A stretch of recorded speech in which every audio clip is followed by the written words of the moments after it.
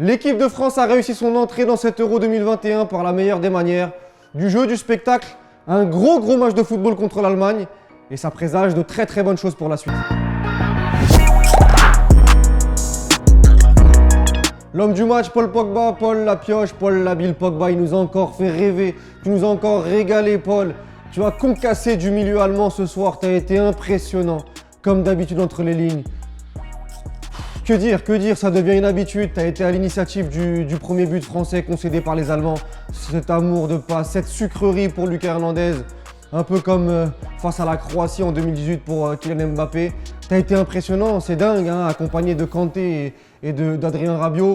Toni Kroos et Gundogan vont encore faire des cauchemars de ta performance ce soir. C'est le Pogba de l'équipe de France, le Pogba des grandes compétitions. Et on est très content de t'avoir, Paul.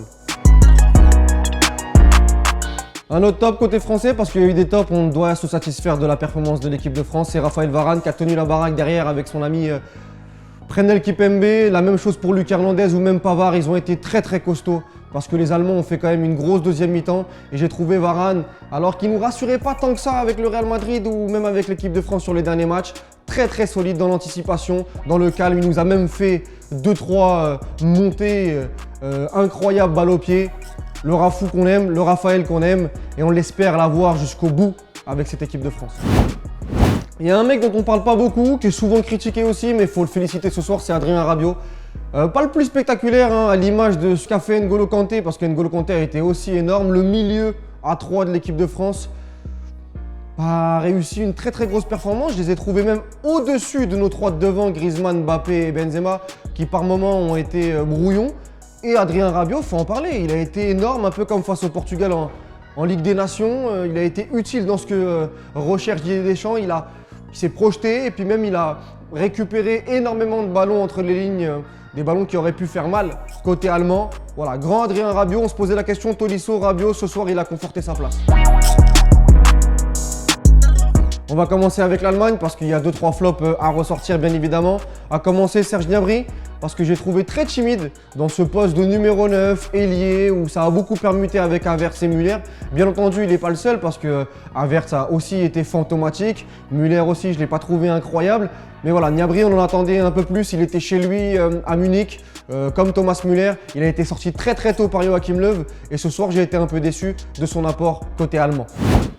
Qui dit gros match de Paul Pogba dit des joueurs allemands au milieu qui n'ont pas été bons, et je vais commencer par Toni Kroos. On aurait pu aussi parler de Gundogan, l'association, mais j'attends beaucoup plus de Toni Kroos qui est clairement le leader technique de cette équipe au milieu depuis que Kimmich a été replacé sur le côté et il s'est complètement fait manger. J'ai même trouvé qu'en première mi-temps, il a fui, que ce soit Paul Pogba ou N'Golo Kanté, les duels. Il s'est même mis dans des zones mortes. Donc sincèrement, j'ai trouvé pas énorme, très décevant par rapport à ce qu'on attend de Toni Kroos dans ce genre de rencontre. Il a été un peu mieux en deuxième mi-temps où il s'est repris, où il a essayé d'initier pas mal de mouvements, mais c'est assez décevant pour un joueur de ce standing. Et un dernier flop très rapide, Hummels qui a été malheureusement dans tous les mauvais coups, même s'il s'est bien repris en deuxième mi-temps. C'est lui qui met ce but contre son camp et c'était son retour. Et puis l'image est belle pour nous Français parce qu'en 2014, il avait mis ce but sur Varane pour aller qualifier l'Allemagne. Et là, c'est de l'autre côté. Voilà, c'était mes top et flop pour ce France-Allemagne avec cette victoire de l'équipe de France qui nous donne le sourire. Comme d'habitude, si tu es d'accord, tu commentes. Si tu n'es pas d'accord, tu commentes aussi, mais toujours avec un raisonnement. Et puis on se retrouve très vite pour le prochain match des Bleus. Ciao!